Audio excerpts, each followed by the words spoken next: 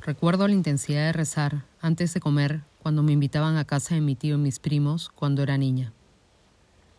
En silencio seguía el rito de cerrar los ojos, inclinar la cabeza y escuchar a quien agradecía a Dios por los alimentos.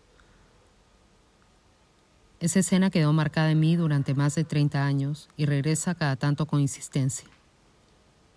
Con el tiempo entendí que la continua aparición de ese recuerdo no provenía del rechazo al rezo, sino de la necesidad de incorporarlo en mi vida.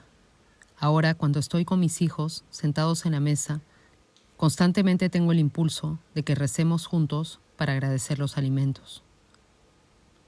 Quiero transmitirles el silencio, la pausa, la oración, la reflexión.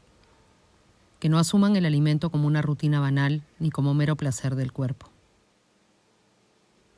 Señor, te damos gracias por estos alimentos que vamos a recibir. Bendice las manos que los prepararon y permite que nunca falte en nuestro hogar ni en ningún otro hogar. Alimenta también nuestro espíritu con tu amor y tu paz. En mi casa nunca faltó la comida, pero crecí en un país donde sobraba la pobreza. 40% de anemia infantil a nivel nacional, pobreza extrema en las calles. No hay agua, no hay desagüe, hay tuberculosis, dengue, tosferina, 3.3% de crecimiento del PBI en 2024, la inflación más baja de América Latina. Hay estabilidad económica, el milagro económico peruano. Hay neoliberalismo, hay desnutrición severa en la mayoría de la población. El temor a Dios por el que rezamos es el temor al hambre.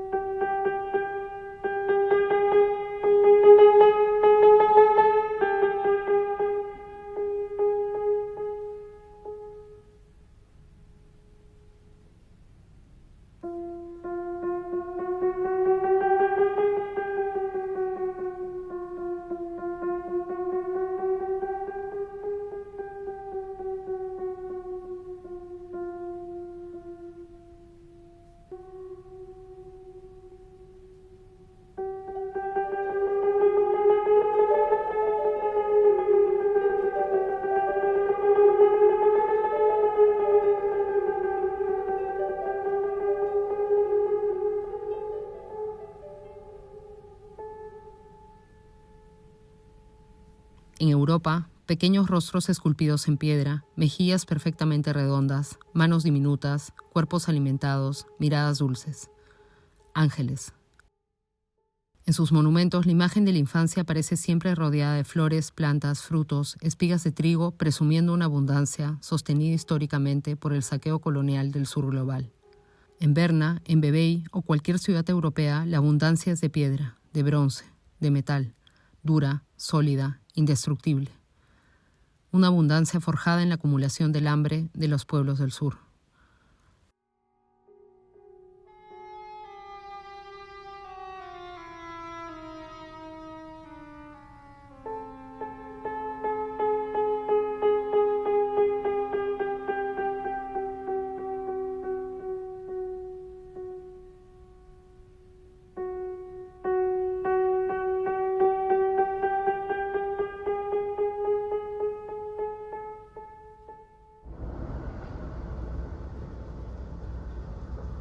A pocos kilómetros de Berna, tras pasar sus verdes colinas donde pasta el ganado, está Ginebra, Centro Global de la Industria de los Derechos Humanos. En la Place de Longjumeau número 1, código postal 1204, se encuentra la dirección legal de la Gaza Humanitarian Foundation, organización privada creada en febrero de 2025 para, según su declaración, distribuir ayuda humanitaria, alimentos, agua y medicinas a la población palestina en la Franja de Gaza. El 13 de julio de 2025 se reportó que al menos 875 palestinos habían sido asesinados por disparos cuando intentaban llegar a los puntos de distribución de la Gaza Humanitarian Foundation. En esas mismas fechas se informaba que se tenía registro de por lo menos 12.000 niños menores de 5 años con malnutrición aguda en Gaza. Decenas de camiones se acumulaban con comida en la ruta hacia Gaza.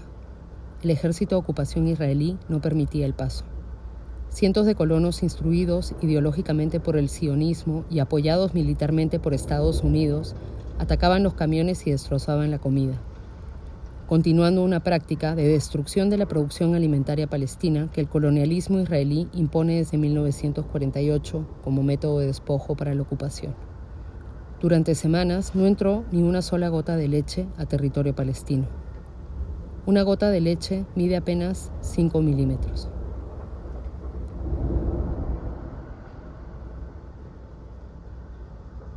La ocupación colonial israelí, amparada por el derecho internacional y el apoyo político del norte global que la sostiene, se encargó de sellar caminos, grietas y pasajes para impedir el paso de esa mínima unidad de alimento. Lograr que no entrara ni una gota de 5 milímetros de leche a Gaza requiere grandes presupuestos, una enorme logística y una amplia coordinación política global. Cortar el flujo comercial, anular la producción local, bloquear la entrada de comida y de necesidades básicas para un pueblo entero requiere una labor exhaustiva y un trabajo muy riguroso. Cientos de casos de muertes por inanición fueron reportados. Los vimos todos en nuestras pantallas.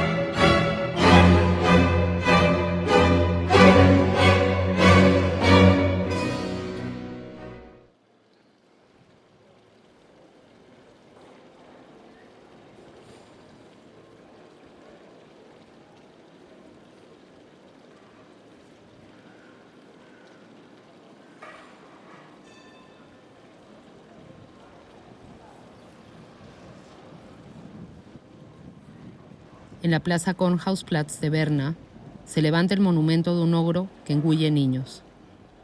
En sus manos, un cuerpo pequeño. A su lado, un saco lleno de infantes desesperados que intentan escapar, piden ayuda con la mirada. A pesar de su crueldad, la fuente del ogro pasa desapercibida para la población que transita por la calle. La violencia y la voracidad del ogro convive de forma pasiva con los transeúntes. La misma pasividad que muestra la ciudadanía ante el rol de las autoridades suizas en la imposición del hambre como castigo colectivo a los pueblos del sur a través de sanciones, bloqueos y diplomacia coercitiva impuestos desde el Parlamento suizo, que se encuentra a pocos metros de la fuente del ogro.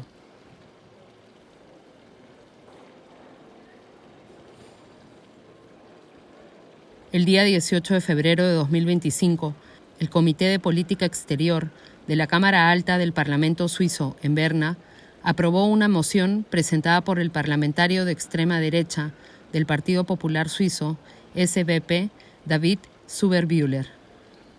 La moción imponía suspender inmediatamente el presupuesto que Suiza destinaba a la Agencia de la ONU para la Población Refugiada Palestina. Luego de unas semanas, se anunció la supuesta reanudación de los fondos suizos a dicha agencia. Esta reanudación se hizo únicamente para programas que no operaran en Gaza ni en Cisjordania. Las autoridades suizas decidieron mantener de facto la política de asedio sobre el territorio palestino mediante el bloqueo a medios económicos, alimentos y medicinas, colaborando así de forma activa con la imposición del hambre y la muerte como método genocida. En esa misma Cámara Alta, el 28 de marzo de 2018, las autoridades suizas adoptaron un paquete de sanciones contra la República Bolivariana de Venezuela. Estas medidas incluyeron un embargo de bienes, el congelamiento de activos y la prohibición de viaje para 54 autoridades del gobierno venezolano.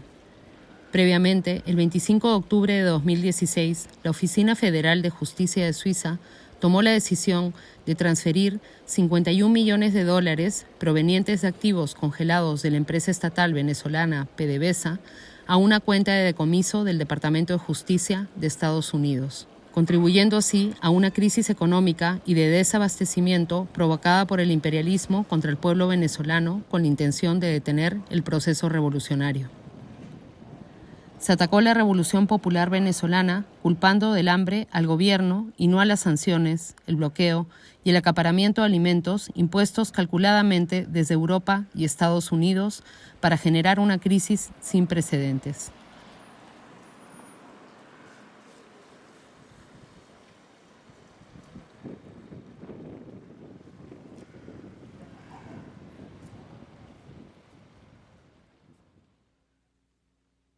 En diciembre de 2011, cuando las primeras sanciones empezaban a sentirse en la vida cotidiana del pueblo venezolano, la empresa suiza Nestlé fue denunciada por acaparar 25 toneladas de leche en polvo para bebés.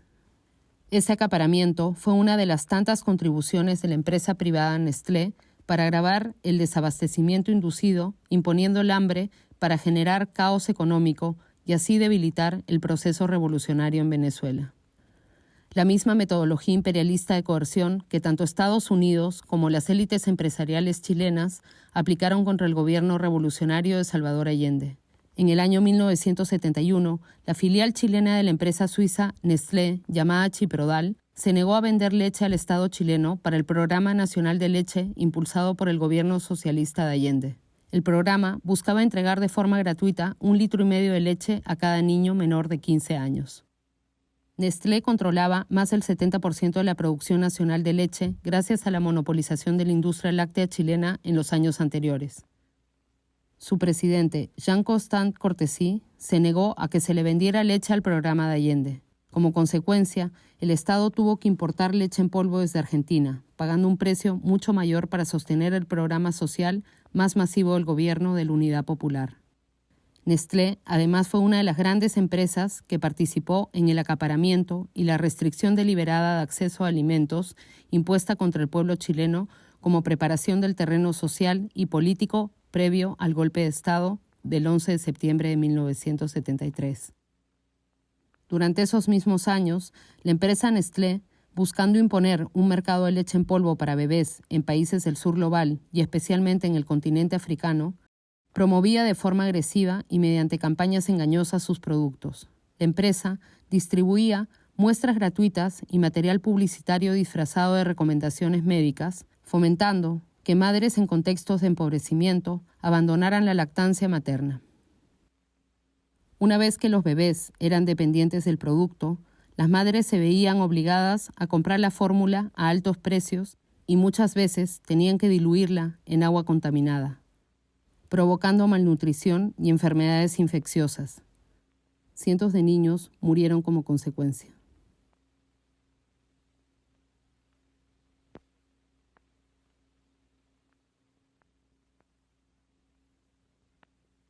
Las autoridades suizas nunca han abierto un proceso de investigación y sanción en relación al papel de Nestlé en la imposición del hambre contra estos pueblos del sur global. Por el contrario, siempre han facilitado los marcos legales e institucionales para el crecimiento, la expansión y continuidad de su monopolio sobre los alimentos.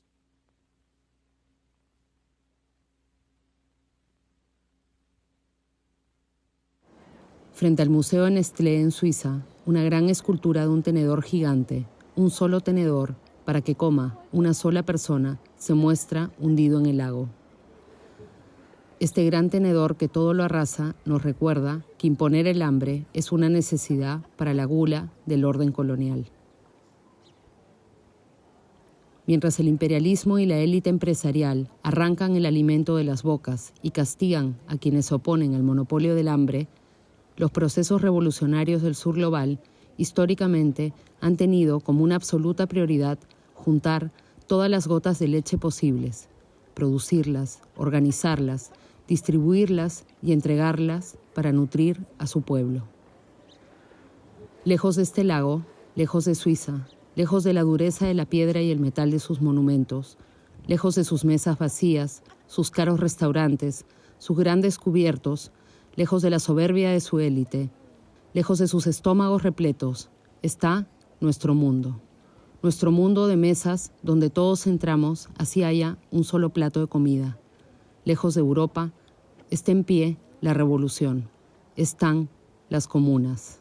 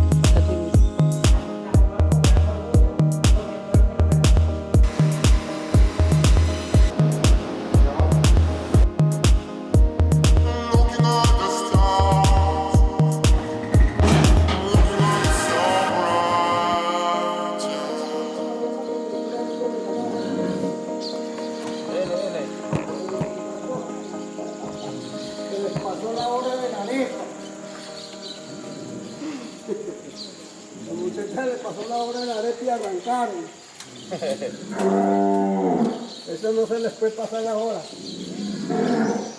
Yo creo que tira a grabar ahora va saliendo el ganado. Sí, buena idea. Y a los perros la tienen para sacar. Ajá. Entonces, bueno, yo que sé vas a atajar aquí, llámelo tú. Listo. Eso la pasaron los bonitos. Dale. Joven.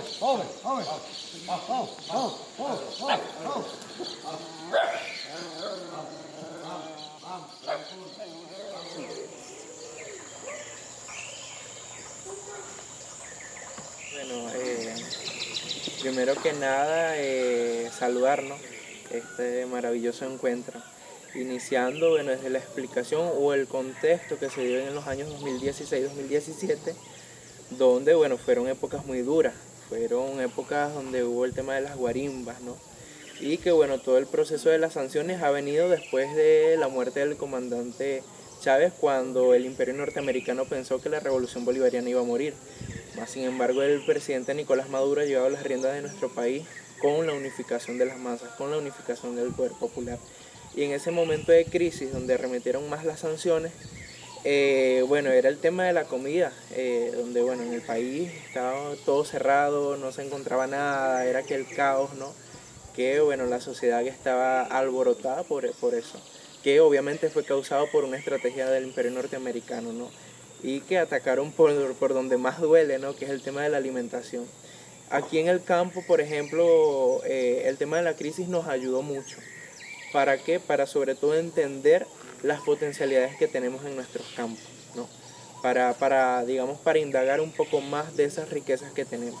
Por ejemplo, en aquel momento no teníamos harina de maíz precocida y tal, y cómo nosotros no nos ingeniábamos, bueno, haciendo harina de plátano, haciendo harina de yuca, haciendo harina de topocho, que eran esas alternativas de nuestra alimentación, ¿sabes? Era como que buscar esa soberanía de que no solamente tenemos que contar con la variedad de un producto, sino que tenemos muchos productos que podemos diversificar. Y eso nos ayudó para ese aprendizaje de esa sabiduría ancestral, además, que viene desde nuestros pueblos originarios.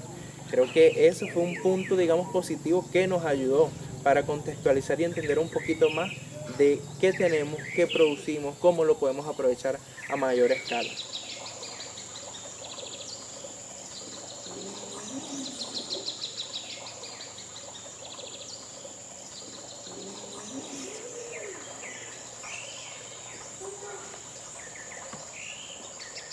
En sí, la gente del campo se ha levantado más rápido que la gente de la ciudad. Y nosotros hemos ayudado mucho a que la ciudad se levantase también, porque trajimos carne de Lorza. Dentro del maizal, mi persona, yo personalmente y otros compañeros, íbamos a Lorza, al llano, a traer carne en unos camiones. No teníamos el sistema de frío, pero en tanques de agua le colocábamos hielo y ahí traíamos la carne. Y de ahí la repartíamos en donde la gente de las comunas montaban un cielo abierto, que llamamos nosotros, ahí se vendía la carne. Y el maíz también lo vendíamos de casa en casa. Cuando no teníamos maíz seco, vendíamos maíz tierno, un saco de maíz por cada casa, en los consejos comunales que componían la comuna. Eso hicimos como por 2 o 3 años. Llevando esa solución a la gente, a nuestra gente. Por eso creo que no sufrió mucho la gente que estuvo preparado en comuna. Pues Chávez siempre nos decía que sembráramos y algunos no creyeron. Los que creímos no nos fue tan fuerte. Chávez decía que había que hacer los gallineros verticales en Caracas, en los edificios, y la gente se reía de eso. Y nosotros, cuando las sanciones estuvieron más fuertes, teníamos gallinas, teníamos cochinos. No sufrimos por esa parte. Más bien le cambiamos a mucha gente de la ciudad ropa y esas cosas por lo que nosotros estábamos produciendo.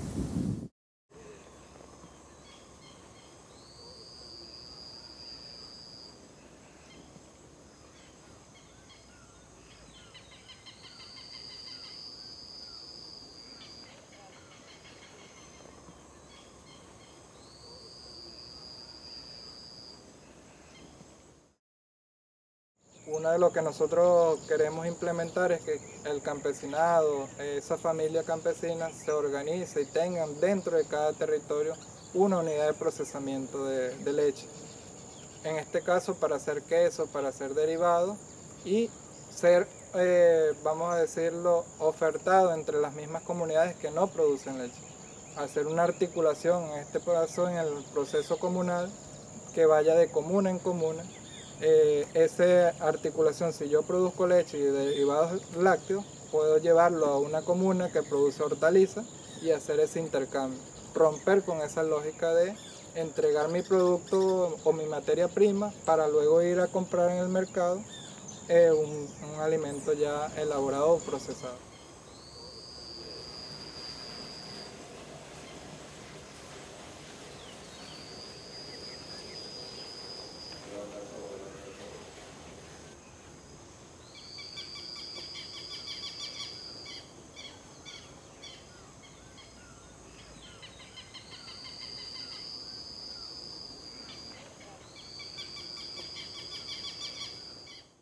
Entonces dijimos, no, con el excedente que este maíz genere, lo dejamos en la comuna, vendemos parte de ese maíz y compramos una pequeña planta procesadora de maíz. Eso fue en pleno 2017.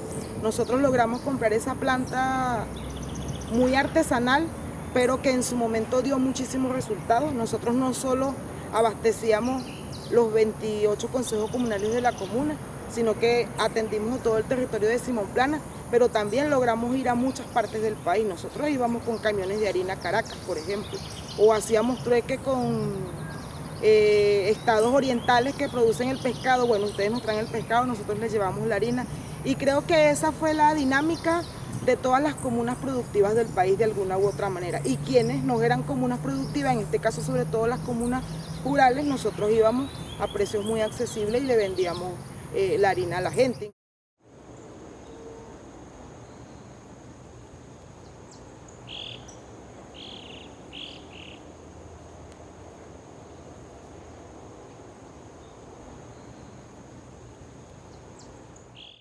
Poder hacer entre comunas el intercambio de alimentos y poder nosotros a su vez abastecer a lo que fueron nuestras comunidades y evitar un poco lo que fue el sufrimiento por el no conseguir los alimentos, todo lo que es la parte organizativa, todo lo que es la constitución de la comuna, los consejos comunales nos ayudó mucho en ese tema.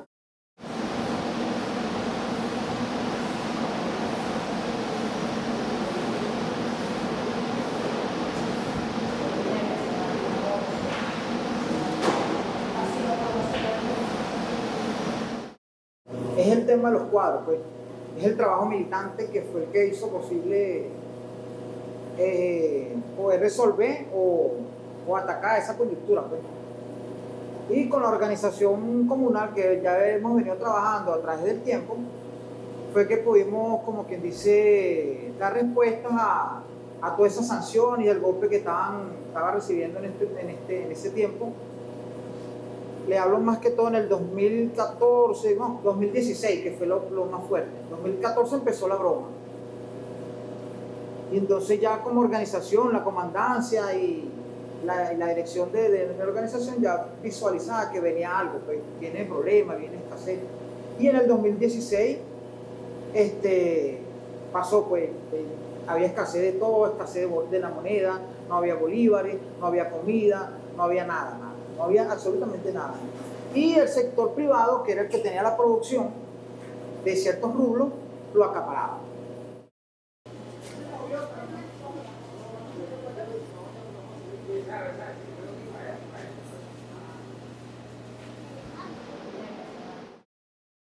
Como comuna, como revolucionario, como poder popular organizado, reinventarnos en el tema económico, reinventarnos en el tema de la distribución y abastecimiento, reinventarnos en la solidaridad, en el amor, como única alternativa ante el odio imperialista. Y eso nos llevó a generar nuevas unidades de producción popular, nuevos mecanismos de interrelación económica entre nuestros compañeros y compañeras comuneros, para poder hoy nosotros decir que nos hemos preparado para resistir ante cualquier ataque económico, ante cualquier ataque del imperialismo.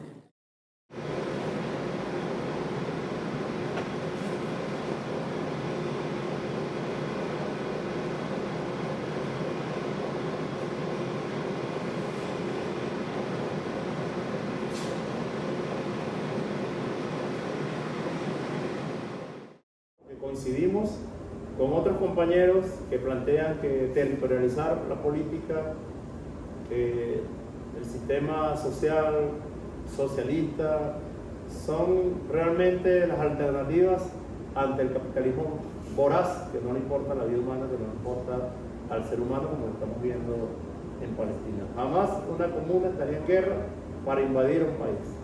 Jamás una comuna va a excluir a alguien de un beneficio social o permitiría. Jamás una comuna que alguien muera desolado, triste, desmoralizado por una situación de hambre, de enfermedad. En nuestro país hemos aprendido a luchar contra eso.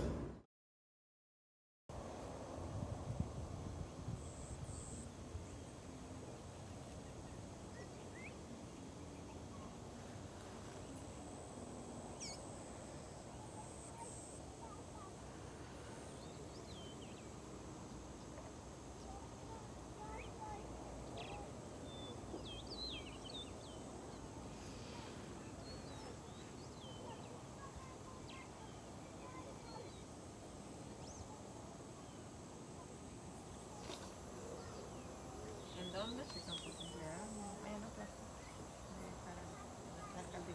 Ajá.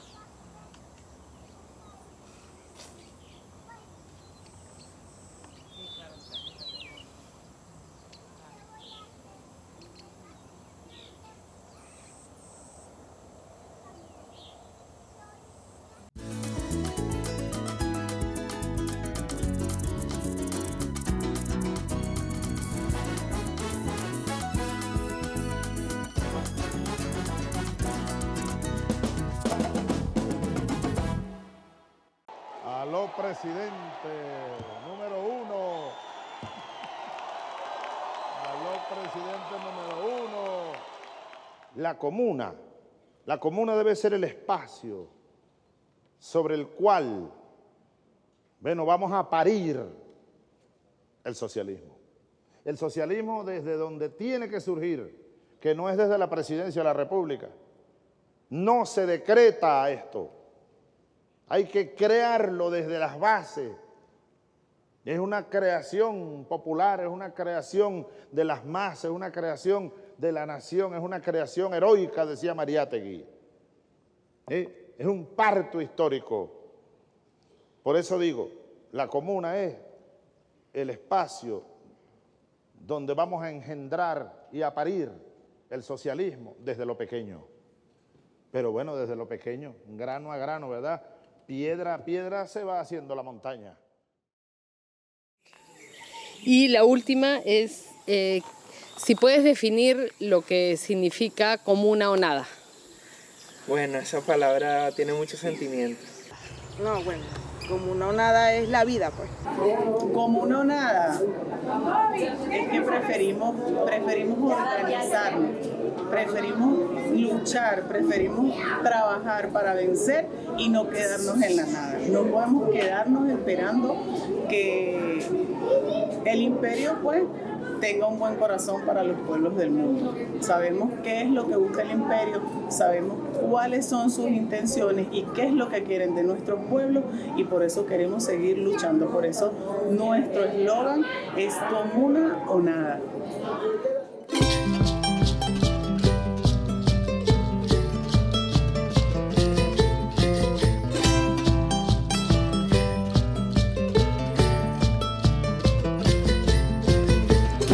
Tusun biaya lakunandia rikcharikuspa tantanakusan tusun biaya lakunandia la pacariaspa munanakuspa uchuy galpa manatingichu uchuy galpa manatinguchu baila el continente el tincuy despertándonos, contagiándonos, baila el continente, el tincuy, agitando, enamorándonos, un pedacito del planeta que no pudiste, no pudiste,